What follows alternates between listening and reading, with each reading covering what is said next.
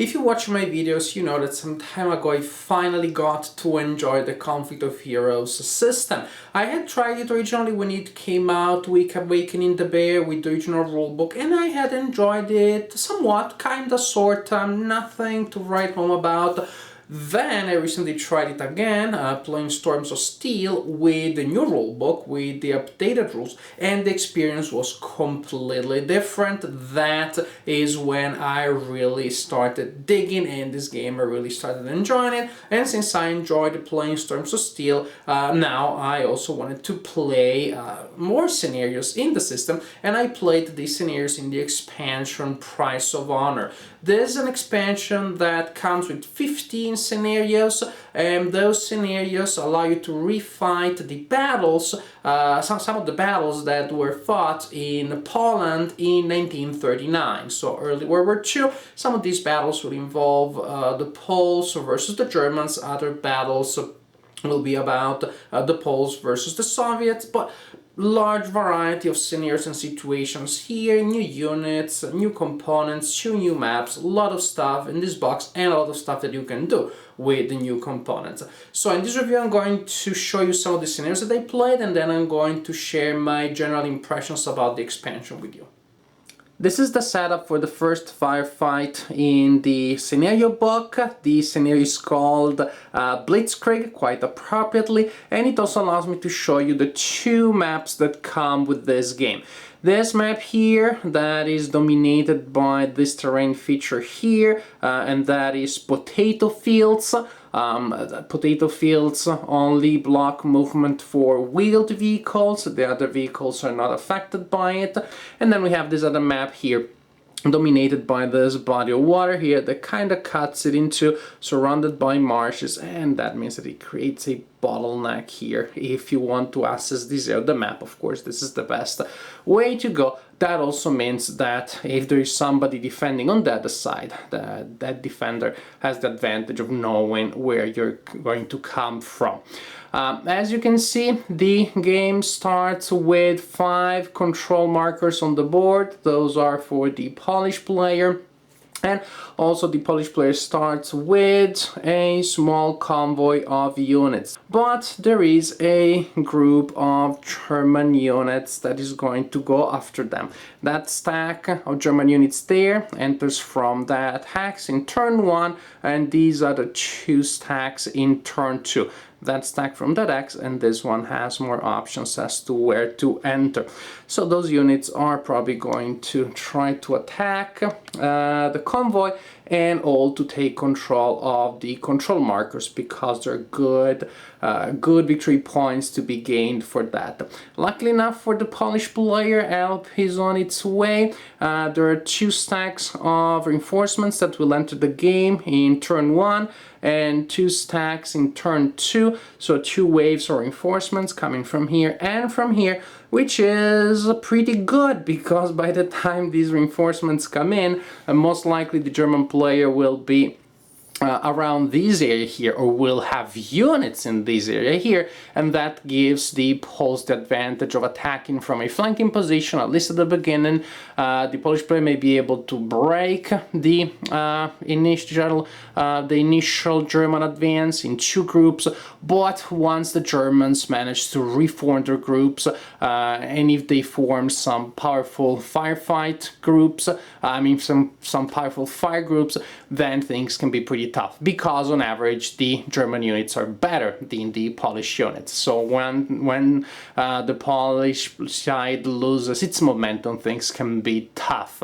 So this is an interesting scenario, challenging for the Polish player. The Polish player really needs to make the most out of position, because that's pretty much all that he can count on. But it is a scenario that still presents challenges for both players, and this is a scenario that I enjoyed playing a lot. Horses, aren't they cool? These horses here come from the setup of Firefight number 2, which is appropriately called the Cavalry Charge. These Ulans are riding the horses at the beginning of the scenario, so they should be on top of the horses, but I'm going to place the horses on top just to show you how cool the horses look like. Let's have a look at the general map and the general setup here.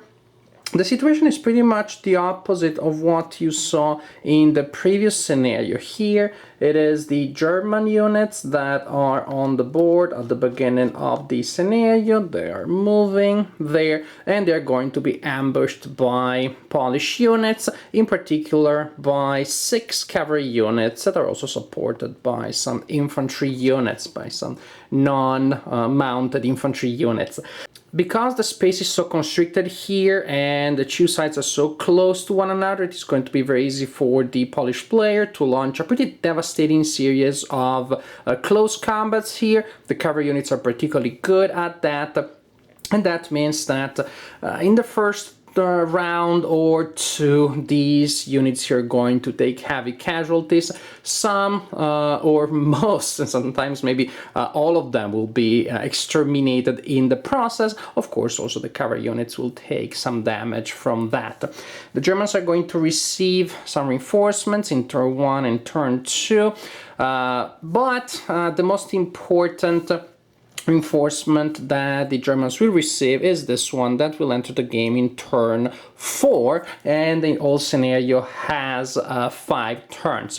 So this unit comes in late, but it is extremely important because the Polish units are simply not equipped to deal with an armored vehicle such as that one. Most of those units do not have any modifier when it comes to firing against armored targets, so it is going to be tough for them.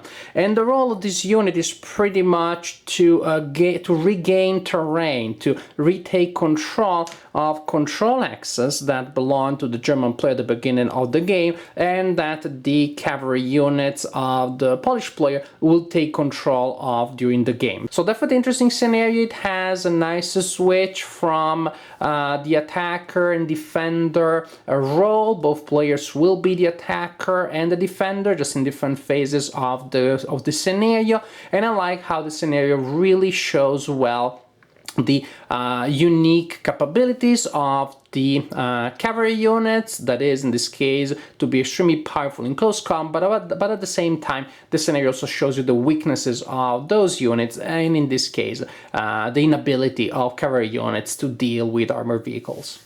Firefight number 7, Shadows in the Mist. Here you have a group of Polish units that are attacking these German units here, defending this village. No reinforcements, so everybody's on the board at setup. And what you see here, of course, is the setup. Very important, here you have a German unit that is defending a church hex. And because of that, because that is a stone building and it gives a 1 level height advantage to the unit in there, this unit has a total frontal defense of 15, so that makes it particularly challenging for the opponents to defeat. However, here there is a twist.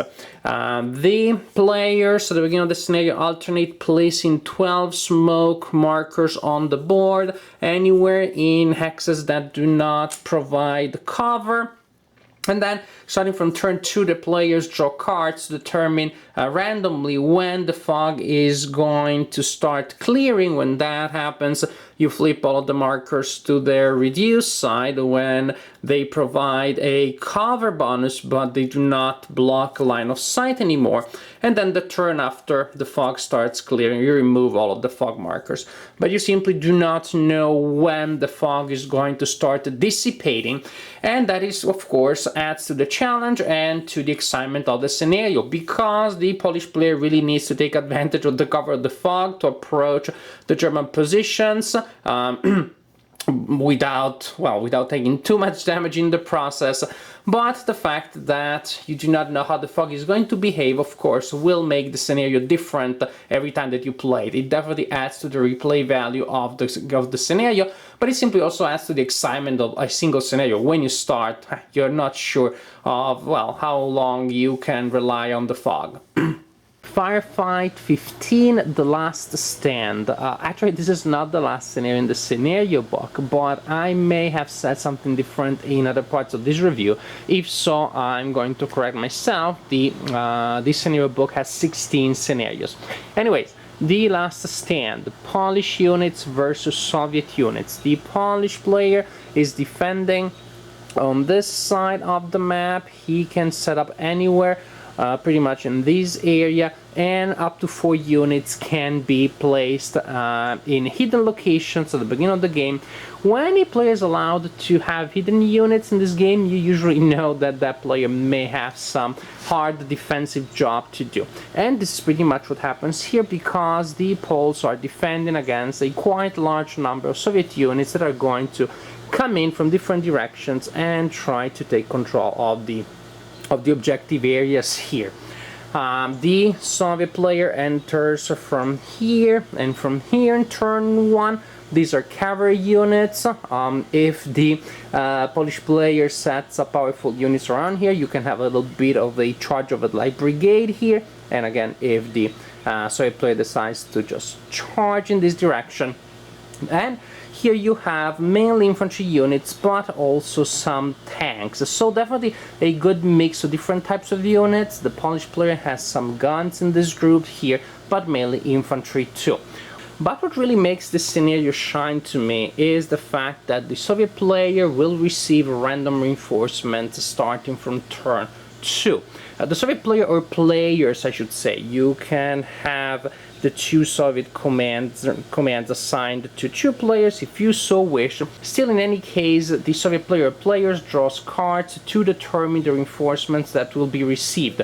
And those may be infantry, maybe mortars, maybe off-board artillery. There's just a large variety of units that may be received, and in different order. So from game to game, the Soviets will have different forces that they can count on, and the Polish player will have different challenges to face because of that. This is a great expansion. This is exactly what I want from the expansion of a game that did not need fixing. The fixing had already been done from the early versions of Conflict of Heroes to the more recent ones, and here you have an expansion that builds upon a very consolidated system that works really well with that system, that gives you a lot of different things that you can do. 15 battles, that's a lot, and a lot of those battles will play differently from time to time when you play them because of variable factors such as variable weather or variable reinforcements.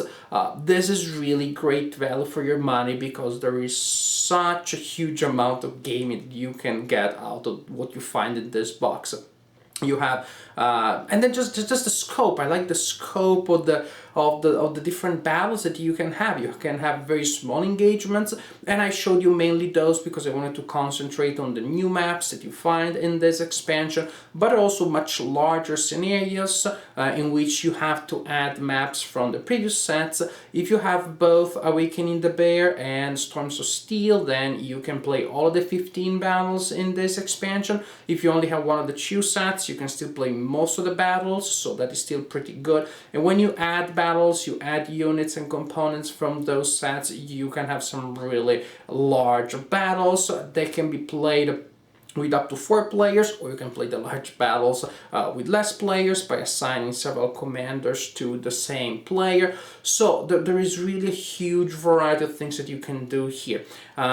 Great component, absolutely excellent, outstanding quality of the components, just like we came to expect from Academy games, so that aspect of the game does not disappoint here, just like it doesn't in any other game from them that I've seen so far. So to me, this is simply a great expansion, a lot of fun to play.